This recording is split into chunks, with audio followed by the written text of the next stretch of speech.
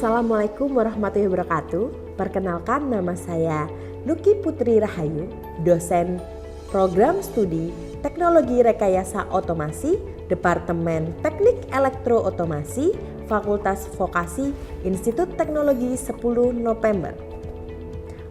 Pada sesi ini saya akan menjelaskan mengenai salah satu mata kuliah yang saya ampuh, yaitu Fisika Terapan dengan kredit 3 SKS, dengan nantinya mahasiswa yang mengambil Fisika Terapan berada di semester kedua.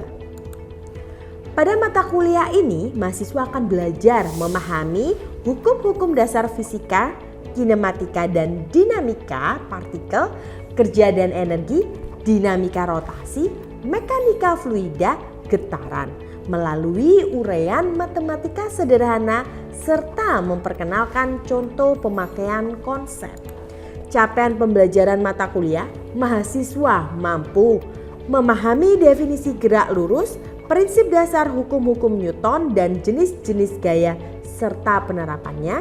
Yang kedua, memahami konsep kerja dan energi, energi mekanik, hukum kekekalan energi mekanik dan penerapannya, konsep impuls dan momentum, kekekalan momentum, tumbukan dan penerapannya.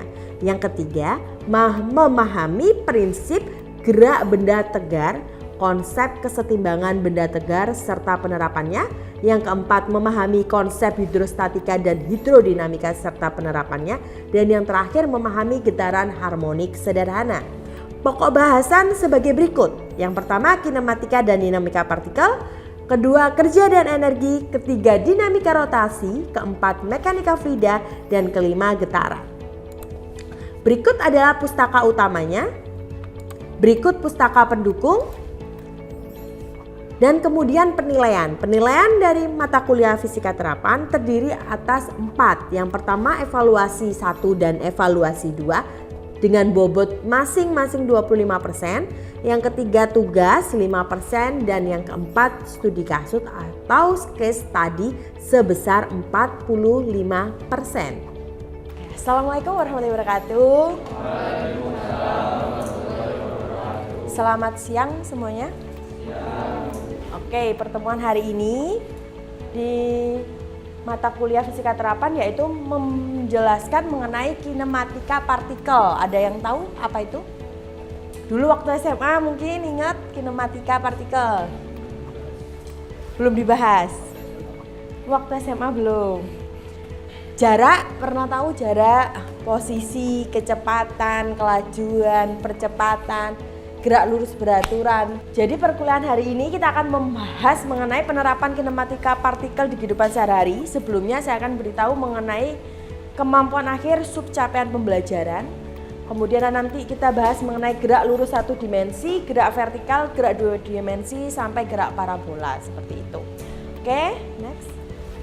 Kemampuan akhir sub capaian pembelajaran nantinya diharapkan kalian memahami kinematika partikel beserta penerapannya. Apa saja sih? Oke, penerapan kinematika partikel di kehidupan sehari-hari. Pergerakan segala alat transportasi yang saya tadi bilang. Sepeda bisa berjalan lambat, berjalan cepat ya. Berapa kecepatannya? Apakah mengalami percepatan ataupun mengalami perlambatan. Kalau misalkan ketika kalian menanjak, naik sepeda ketika tanjakan, kalian akan mengalami perlambatan. Kenapa kok kalian mengalami perlambatan kira-kira? Karena melawan gaya gravitasi. At least kalian perlu lebih besar gaya untuk naik. Seperti itu. Jadi ada namanya gaya berat. W sama dengan M kali G, massa kali gravitasi. Oke, kemudian pergerakan lengan robot. Jadi ada pergerakan lengan robot, posisinya dia pindah posisi ya. Aksisnya ke titik mana lah itu merupakan bagian dari kinematika. Yang hadap sini aja nggak apa. Oke, kita lihat videonya. Ini merupakan salah satu bentuk aplikasi dari kinematika. Robot pelempar bola otomatis. Ada yang tahu? Nah, Gimana caranya bola itu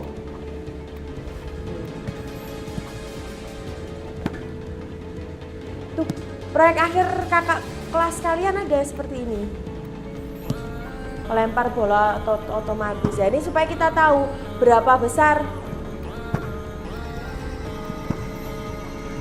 bentuknya, dia apa? Parabola.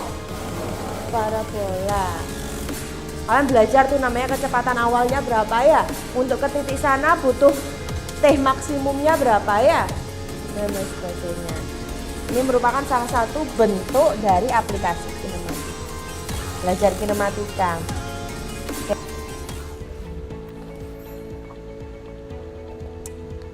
Ini ada video.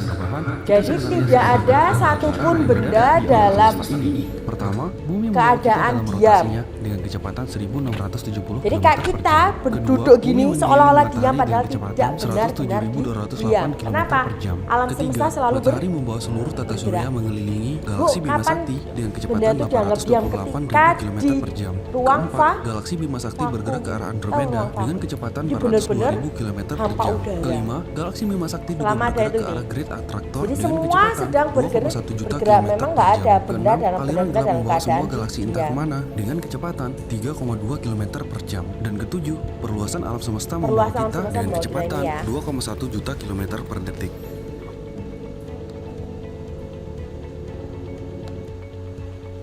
Jadi kita akan belajar mengenai mekanika itu terbagi menjadi dua. Mekanika itu ada apa? Kinematika dan dinamika. Kenapa sih perlu belajar ini? Nanti di semester-semester atas kalian belajar mengenai robotika.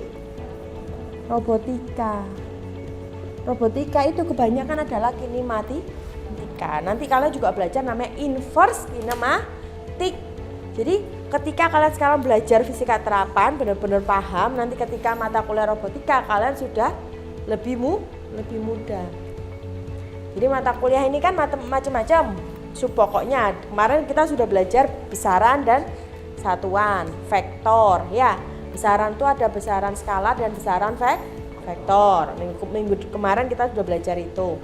Kemudian sekarang kita belajar kinematika. Setelah itu kita belajar mengenai dinamika. Setelah dinamika kita belajar nantinya mengenai apa? Mekanika fluida. Mekanika fluida itu belajar tekanan hidrostatis dan lain sebagainya. Itu nanti dibuat mata kuliah teknik pneumatik dan hidrolik. Kemudian terakhir belajar mengenai getaran. Getaran itu di mana dipakai di berbagai macam. Nanti bisa saja magang kalian juga terkait itu atau proyek akhir kalian. Soalnya banyak proyek akhir kakak-kakak sekalian itu terkait dengan getaran, terkait dengan bunyi spindle, frekuensi spindle dan sebagainya seperti itu. Oke. Bedanya kinematika dan dinamika. Kalau kinematika kita tidak perlu tahu mengapa benda itu dapat bergerak. Jadi kita nggak membahas mengenai gaya. Yang kita bahas mengenai apa? Berapa jaraknya, posisinya, perpindahannya, berapa ketinggian maksimum. Jadi ketika bola tadi dilempar, berapakah tinggi maksimum? Berapa waktunya sampai mencapai di gawang. Kalau dinamika, kita belajar mengenai apa yang menyebabkan benda itu bergerak. Jadi mekanika merupakan bagian dari fisika yang mempelajari terkait gerak. Sampai sini paham? Paham? Oke, next. Kinematika partikel. Kinematika partikel itu kita akan mempelajari atau mendeskripsikan gerak benda adalah menyatakan besaran-besaran gerak seperti posisi, perpindahan, jarak, kecepatan, dan percepatan. Ingat asumsi yang apa yang kita gunakan? Ukuran benda diabaikan karena benda dianggap sebagai titik. Ya, misal ini ada mobil nih bergerak dari titik A ke titik B dengan jaraknya 10 km. Kecepatan mobilnya 70 km per jam. Asumsinya kecepatannya mobil ini konstan. Pertanyaan saya, berapa lama mobil ini bergerak dari A ke B? Ada yang tahu? Kecepatannya 70 km per jam, jaraknya 10 kilo. Berarti berapa lama? Oke, kita tahu V kecepatan sama dengan S per T. T berarti apa nak? T sama dengan S per V. S-nya berapa? 10 km per 7 km per jam. Ini yang benar. Jadi 0, salah. 1/7 kok 0,7. 1/7 jam. Atau kalau jadikan menit dikalikan 60 menit dan berapa ini kira-kira?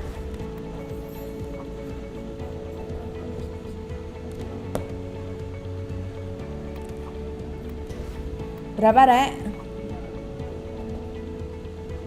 8 ya? 8 kan 56. 40 bagi 7 sekitar 58,5 sekian sekitar itu ya. Paham ya? Kemudian rotasi diabaikan dan hanya gerak translasi. Apa itu gerak translasi? Gerak perpindahannya secara translasi. Ini translasi itu bergerak ke sini, ke atas. Kalau rotasi dia bergerak secara melilit. Oke, next, lanjut. Gerak itu ada berdasarkan acuan dan berdasarkan bentuk lintasan. Berdasarkan acuan ada gerak mutlak, gerak relatif atau gerak semu. Kemudian berdasarkan lintasan ada gerak lurus, melingkar, parabola, dan gerak tak beraturan. Oke, next. Gerak lurus satu dimensi. Artinya apa sih gerak lurus satu dimensi? Dia bergerak ke kanan, bergerak ke atas tok, gitu tak ya? Namanya satu dimensi. Iya, kalau dia dua dimensi berarti berdasarkan sumbu X sama sumbu Y. Oke, next. Nah, ini seperti ini misalkan. Mobil bergerak, ini ada 5, jaraknya 5 apa itu? 5 mil, pintar. Waktu yang dibutuhkan itu berapa jam? Nah, seperti itu. Waktunya berapa? 0,2 jam, ya kan? Dengan jarak itu S, jaraknya berapa? 5 mil.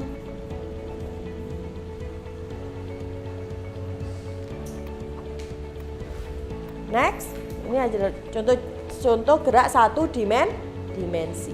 Next, terus.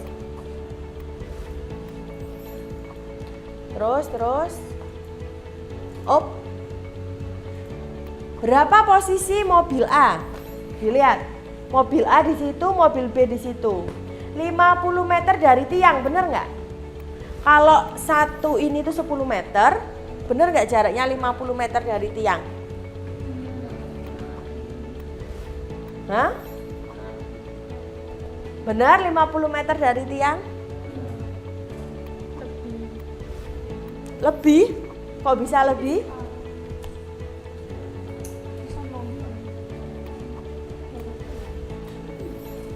Ini ya, berapa posisi mobil A ini? 1, 2, 3, 4, 5.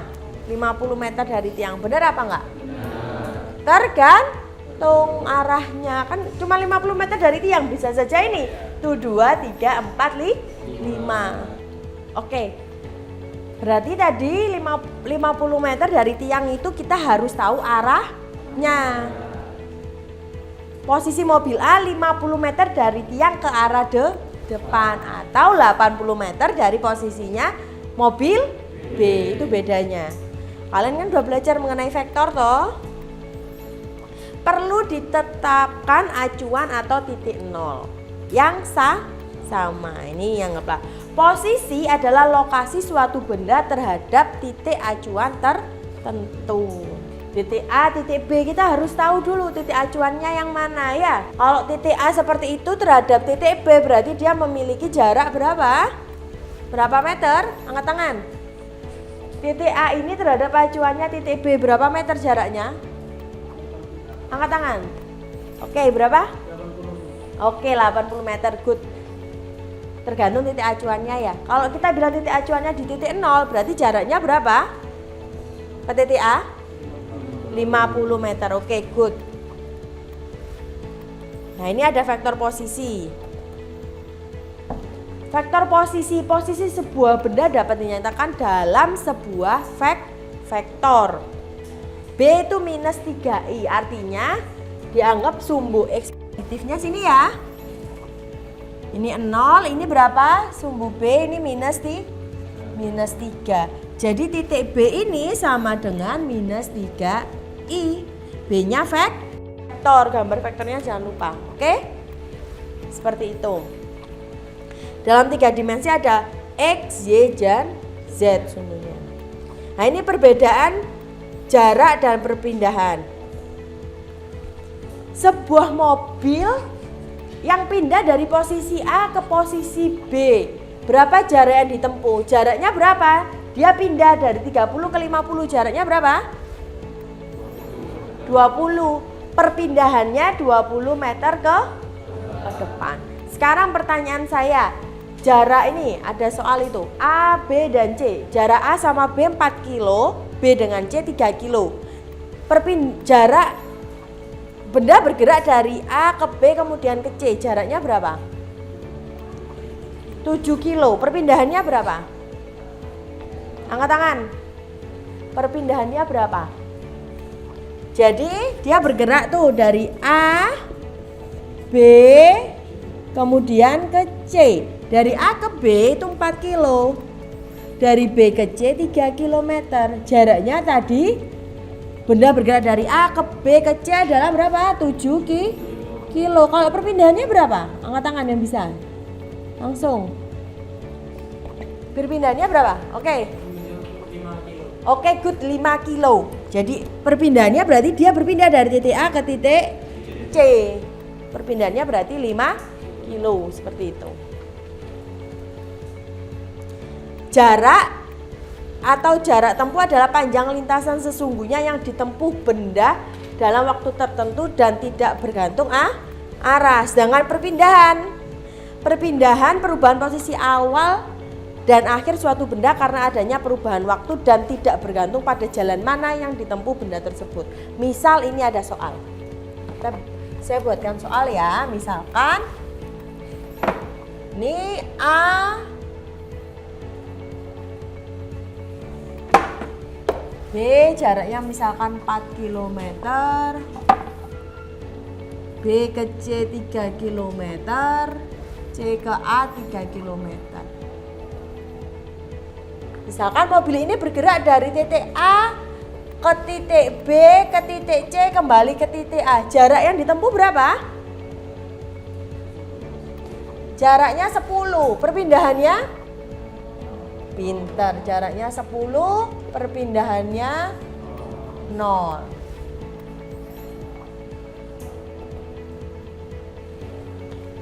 Paham ya? Jadi kalian kalau misalkan setiap hari ke kampus, habis itu balik ke kos lagi, itu kalian mengalami perpindahan. Secara umum jarak beda dengan perpindahan. Oke, ini vektor perpindahan. Seperti ini, vektor perpindahan didefinisikan sebagai perubahan vektor posisi dari posisi awal. Posisi awal misalkan XI-nya 40i. 40i berarti ini ya awalnya, oke? Posisi akhirnya minus 20i. Jadi vektor perpindahan delta X-nya berapa? Yang akhir minus 20 dikurangi 40. Berapa? Minus 60. Kok bisa minus? Iya, akhirnya kan dia ketemunya di titik B. Ya kan? Minus kan arah, oke. Oke, langsung saja karena waktunya kurang. Kita langsung ke materi ini. Materi selanjutnya gerak jatuh, Beb. Nih, ada namanya gerak. partikel. Di kehidupan sehari-hari gerak jatuh bebas banyak ya aplikasinya ya. Kalian melakukan terjun payung ya. Kalian tahu misalkan kalian nantinya tuh kepingin tahu kedalaman suatu jurang. Gimana caranya? Tinggal suatu benda itu kalian jatuhkan, kalian harus tahu waktu benda itu sampai ke dasar jurangnya berapa. Nah, kalian bisa membayangkan kedalaman jurangnya. Paham ya? Seperti itu. Jadi belajar seperti ini. Oke, ini contohnya gerak jatuh. Gerak jatuh adalah gerak yang dipercepat oleh gravitasi bumi. Arahnya kemana? Arahnya menuju pusat bumi. Ini siapa, Rek? Ini siapa ini gambarnya, Pak siapa? Galileo Galilei, pinter. Bila arah ke atas ditetapkan sebagai arah positif, maka gravitasi sama dengan minus G. Ini persamaan kecepatan setiap saatnya. VT sama dengan V0 minus 10 T. Persamaan posisinya seperti ini. Ini gerak jatuh bebas. Misalkan ya, ini ada apartemen misalkan. Dengan ketinggiannya adalah Y0. Ini ada bola. Kita mau jatuhkan bola itu. Bola di awal mulanya mempunyai kecepatan V0. V0-nya berapa? 0. Terus kita jatuhkan selung ke bawah, ada namanya kecepatan VT, kecepatan pada waktu T. Nah, ini ketinggiannya Y0, VT, YT adalah ketinggian ketika menyentuh sini. Paham ya?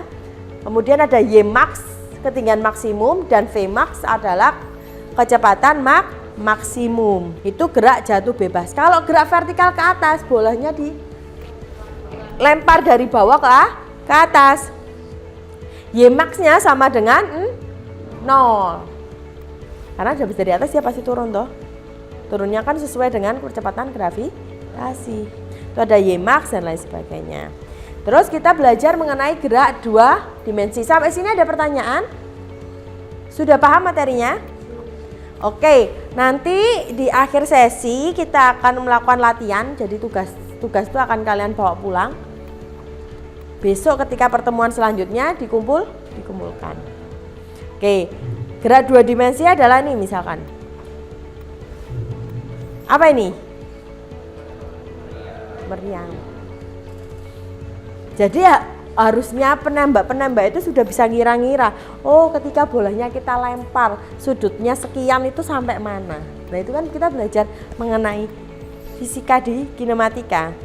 Gerak parabola, gerak peluru, gerak dengan lintasan berbentuk parabola. Ini dipakai. Buktinya di kakak kelas kalian tuh ada satu tim mengerjakan itu robot untuk penembak bola. Jadi di gawang ditembakkan gimana caranya. Seperti itu. Nah, itu kan berarti dia harus paham betul mengenai kinematika. Makanya fisika terapan itu adanya di semester 2 untuk mahasiswa tingkat awal ya. Ini lintasan gerak parabola selalu dalam bidang vertikal yang ditentukan oleh kecepatan awal V0-nya. Hal ini karena percepatan gravitasi murni dalam arah vertikal. Gravitasi tidak dapat memindahkan bidang gerak peluru. Seperti ini ya. Nanti kita bisa tahu X maksimumnya. X maksimum itu apa? Jarak maksimum bola itu terlempar. Kalau T maksimum adalah waktu maksimum sampai sana. Paham ya? Terus kalau parabola itu ya, misalkan kita parabola, ini X ya, ini Y.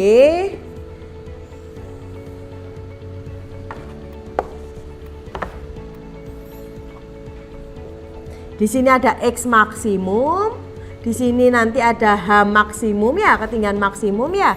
Ini ada namanya T maksimum. Seperti itu. Kayak gimana Bu? Nah ini perhatikan snapshot sebuah bola berikut ini. Jadi gerak peluru dapat dianalisis sebagai kombinasi gerak dengan kecepatan tetap pada arah horizontal dan gerak dengan percepatan tetap pada arah vertikal. Seperti itu. Nah ini contoh soalnya. Misalkan dengan ketinggiannya dia adalah 50 meter. Jarak ini adalah 90 meter. 90 meter. Tentukan X0 dan Y0 untuk gambar di atas. Oke, setelah kita berhitung semuanya tadi ya, kita temukan berapa nilainya. Ternyata jarak terjauh XM adalah X0 plus V0 kuadrat sin 2 theta per G. Seperti itu. Kalian kerjakan tugas ini juga. Jadi berapa kecepatan motor saat meninggalkan bibir jurang agar mendapat tepat di titik P. Ini motornya. Gimana caranya dia tepat di titik P sini. Yang kedua, berapa jarak AT bila peluru dilempar dengan kecepatan awalnya 25 meter per second dengan ketinggian tangan saat melempar adalah 2 meter dari lantai. Berarti 2 meternya sini. Ya, berapa sampai ketemu di titik T. Oke? Terus soal ketiga, seekor burung gagak terbang horizontal dengan kelajuan tetap 2,7 meter per second. Saat melepaskan ini nanti dikerjakan ya. Untuk latihannya, karena kita menggunakan buku Haliday Resnick, kalian kerjakan halaman 77 nomor 1 sampai 10. Oke, ada pertanyaan sebelum kita akhiri perkuliahan pada Oke, Alfian apa? Contoh dari gerak lurus beraturan itu seperti apa? Oke, contoh dari gerak lurus beraturan. Teman-temannya bisa bantu nggak? Gerak lurus beraturan itu seperti apa sih cirinya? Oke, terima kasih Adit. Apa Adit? Kecepatannya tetap konstan, lalu percepatannya itu 0, posisinya berubah secara beraturan, bertambah atau berkurang. Dalam setiap selang waktu yang sama akan menempuh jarak yang sama. Oke, good. Jadi gerak lurus beraturan tuh kecepatannya dia harus tetap, percepatannya 0. Waktunya bertambah tapi selang waktunya harus konstan seperti itu. Contoh kehidupan sehari-hari kira-kira apa gerak lurus beraturan? Ada yang bisa bantu? Oke, dia silakan. Jadi contoh dalam kehidupan sehari-hari itu misalnya kalau kita naik motor di jalan yang lurus gitu, jadi nggak ada hambatan, nggak ada apa-apanya, jadi bisa lurus, bisa konstan. Dengan catatan kecepatannya harus konstan. Jadi naik sepeda motornya nggak bisa pelan-pelan kamu 20 kilo tiba-tiba senyut 90 kilo nggak bisa. Itu namanya nanti gerak lurus berubah beraturan. Kalau beraturan ya konstan, benar-benar 60 kilo terus dari titik A, misalnya dari sini ke kos kalian. Nanti kalian akan tahu. Itu merupakan contoh penerapan dari gerak lurus beraturan. Baik, karena sudah tidak ada pertanyaan ya, kita akhiri perkuliahan hari ini. Sebelum kita akhiri, berdoa menurut kepercayaan dan agama masing-masing. Semoga bermanfaat ilmu yang kita dapatkan pada siang hari ini. Berdoa dipersilahkan. Berdoa dicukupkan, kurang lebihnya saya mohon maaf. Wassalamualaikum warahmatullahi wabarakatuh. Selamat siang. Dalam pelaksanaan perkuliahan mata kuliah fisika terapan menggunakan metode klasikal, jadi nanti akan ada perkuliahan, ada diskusi di sana, diberikan tugas.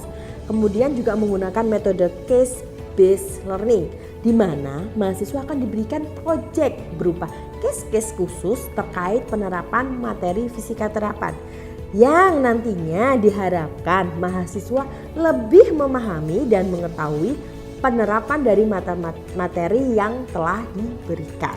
Berikut adalah salah satu contoh dari case study. Mahasiswa merancang sebuah eksperimen sederhana seperti yang diilustrasikan pada gambar berikut. Kemudian mereka akan dengan teori yang pernah diajarkan menghitung percepatan dari masing-masing titik A, B, C, dan D, dan E. Kemudian selanjutnya adalah Project Line Tracer Analog. Mereka mendesain mekanik bodi LTA-nya, kemudian komponen rangkaian elektronika dapat diimprovisasi sesuai keinginan dan kebutuhan kelompok. Kemudian dari LTA tersebut dikompetisikan nantinya dengan kelompok lain. Dengan catatan bahwasannya mereka harus membuat analisis posisi, kecepatan, dan percepatan pada pergerakan robot LTA dalam mengikuti garis lintasan. Yang kedua, mereka harus dapat menjelaskan gaya apa saja yang bekerja dan mempengaruhi pergerakan robot LTA tersebut. Dan yang ketiga, menganalisis hubungan antara energi potensial dan energi kinetik yang bekerja pada robot LTA. Seperti itu adalah bentuk salah satu case study yang diberikan pada mata kuliah fisika terapan. Demikian deskripsi singkat mengenai perkuliahan fisika terapan, semoga dapat memberikan gambaran. Akhir kata, Wassalamualaikum warahmatullahi wabarakatuh. Salam sejahtera bagi kita semua.